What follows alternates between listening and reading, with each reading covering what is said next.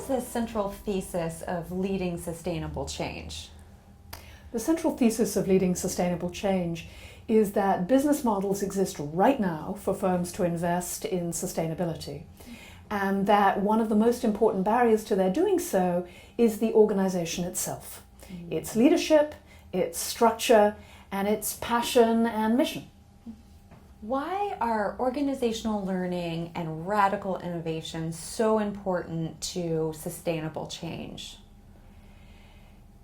Innovation and radical organizational change are so fundamental to sustainability and to making progress on sustainability because this is a very hard problem. If you think about it, sustainability is all about business taking action against problems that are collective action problems. If we think about global warming as sort of the worst of the bunch in some ways, both because it's so serious and because it's so hard, really making progress means addressing an issue that's ideally addressed if we all act together. So you look at it and you go, whoa, this is really hard. And that means that addressing it is going to require real innovation. Innovation in technology so that we can, for example, use carbon-free energy at about the same cost as fossil fuel energy. And innovation in organizational processes so that we can find those innovations, so that we can support the energy and passion that we need to discover them and get them to the marketplace. What are some of the big technical and organizational changes and shifts that we need to make, and how are we going to go about doing them? Let me start with the big technical shifts. Technically, we need to build an economy that is using everything it can as absolutely as efficiently as it can and reusing its waste so that we have what the academics call a closed cycle economy. So instead of throwing everything out the window, including packaging and CO2 and leftover rock, we need to use it absolutely as efficiently as we can. So the big technical challenge is all about efficiency. If you think of global warming as fundamentally an efficiency issue, we're throwing away a lot of CO2 that's distorting the climate. We need to use energy unbelievably efficiently, and we need carbon-free energy. Those are major technical challenges, absolutely not insurmountable. I was 20 years at MIT, and I know we have the technology, and I know with the right incentives we can put those in place with really very little difficulty. So the technical problems are hard, but eminently solvable, and at very reasonable cost. The organizational challenge is to move from a world in which inputs were basically very cheap and waste was almost free, to one in which our inputs are going to be scarce. So we're going to have, there's fewer and fewer fish in the sea and fewer, raw timber. And a lot of inputs are getting more scarce. And we have to learn to think of waste as expensive. So if you think of the social costs that a business imposes on the surrounding society by putting out pollution of various kinds, we have to learn that that's not okay and we shouldn't do it. And that's going to be a bit of a mind shift. I think the good news is that nearly everyone sees this coming. There are so many humans, and the problems are getting increasingly evident, that the sense that we need to be able to solve these is very much in the water or in the air. So yes, it's a significant shift, but I think it's absolutely possible. And how will this affect internally how organizations are structured, how operations happen? That's a huge question. And of course, we don't know the answer altogether. One of the things I think we know about innovation is it involves a lot of trial and error and a lot of innovation. But we're beginning to see some of the preliminary answers to that question. I think first and foremost, we're going to see organizations which think about their effects on the world, not instead of generating profits, but as well as generating profits. So that we tend to think a well-run business is really focused on profit maximization and being efficient, and that's for all kinds of great reasons. But we're going to see firms increasingly thinking about what are my effects on my community, what are my effects on the environment, not because that's more important than making profits, but because thinking about those questions is fundamental to making profits. And so I think we'll see more and more organizations are what looking to be what we might call purpose-driven or mission-driven. That is, they're very committed to the purpose of the organization, because that's a shift that not only improves engagement and productivity, but also drives innovation and creativity with respect to these broader questions. In this context and the difficulty that you're talking about, what makes a great leader? There are so many different ways of being a great leader.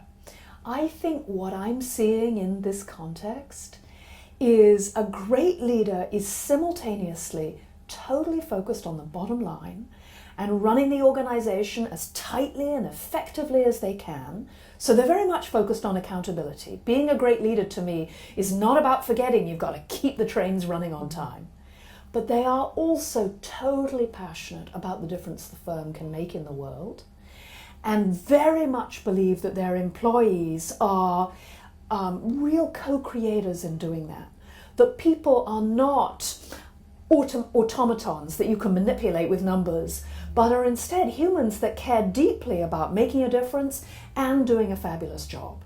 And so a great leader is exciting the people in the organization to this higher purpose, at the same time as they're going, we got to make the bottom line, we've got to be really focused on what we need to do, and can hold that tension and move smoothly between it in a way that gets everyone in the organization excited about doing both things at once. How can leaders go about changing their organizational values and purpose and culture toward a sustainable business model? I think the first step is to recognize how many people want to see this kind of change. My experience has been that in most organizations, particularly younger people, but also those of us who are a little bit older, are very concerned about what's happening in the world.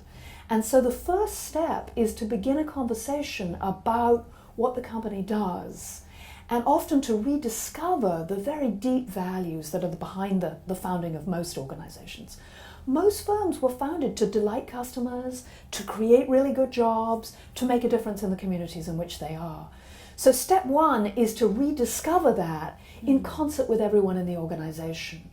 And once you're clear that the organization is already a purpose-driven organization, then you can begin to ask the question, how do we strengthen that and deepen it to meet the challenges of our times? What is the role of innovation in reimagining capitalism?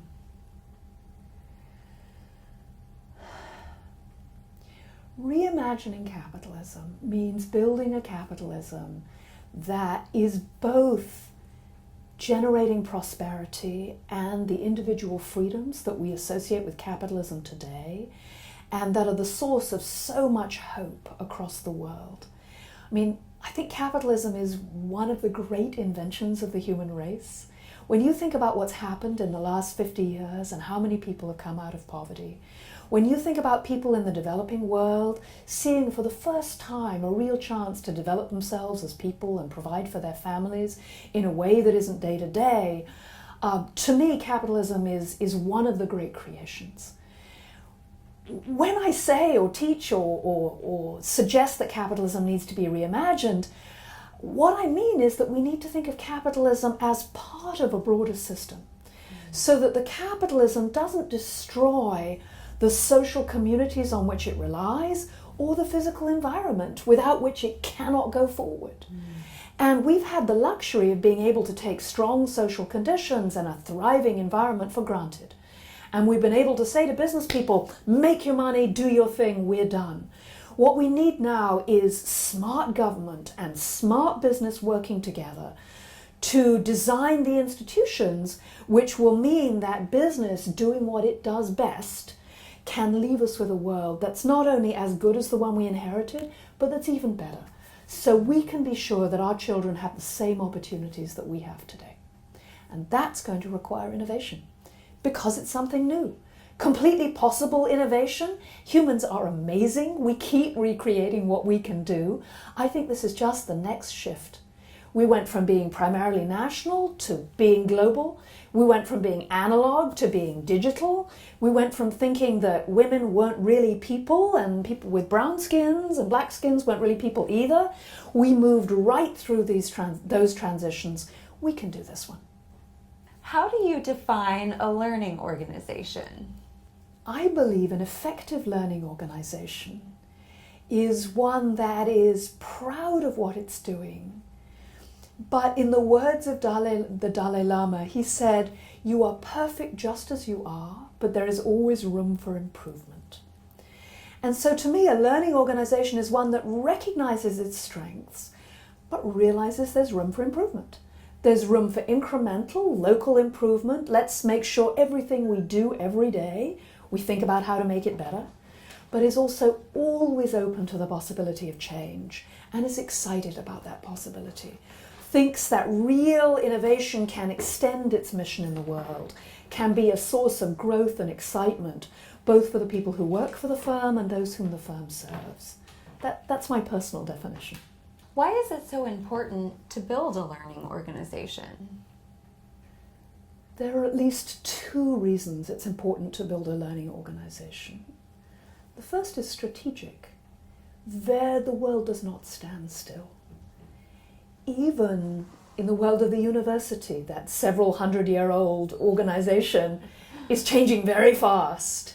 And so not to be a learning organization is to risk strategic and organizational disaster. So the first reason is just because you better get there or you're not going to survive. The second reason, and my favorite, is because it's so much more fun. I've worked with many different firms, and those that are excited about the future and excited about supporting the people that work for them and thinking about the future are infinitely more fun on a day-to-day basis. Yes, it's challenging. Yes, it's stretching. But to work in an organization that's static or going backwards is to invite, I think, a small death of the soul. I think humans are fundamentally excited about purpose, about jobs that mean something, and about continually pushing themselves. And in a good organization, in a good learning organization, that's what you have. How can leaders work to build a learning organization? What's involved in that process?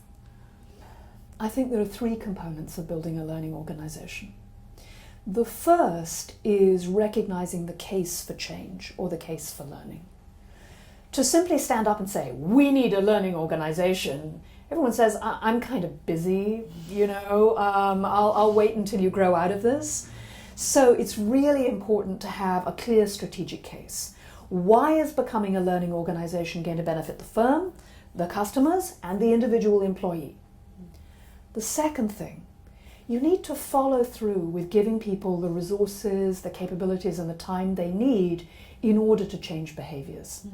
If this is an organization that's been 120% focused on operational excellence, and you say, okay, we're going to have innovation, but you don't free up anyone's time, you don't give anyone the skills, you don't give anyone the space, you're going to have trouble.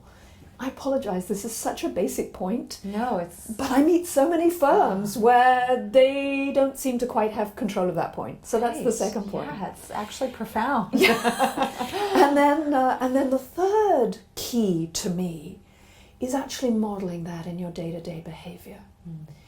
Because it can't just be that you tell the firm to become a learning organization and the leadership team seems just as rigid and just as closed and just as unwilling to learn as it did before. And so really modeling the behavior of openness, taking risks, making mistakes, modeling the behavior of delegation of authority, because of course a learning organization learns right through the organization. You can't have 10 people at the top who do all the learning. So really modeling that behavior would seem to me to be the third pillar.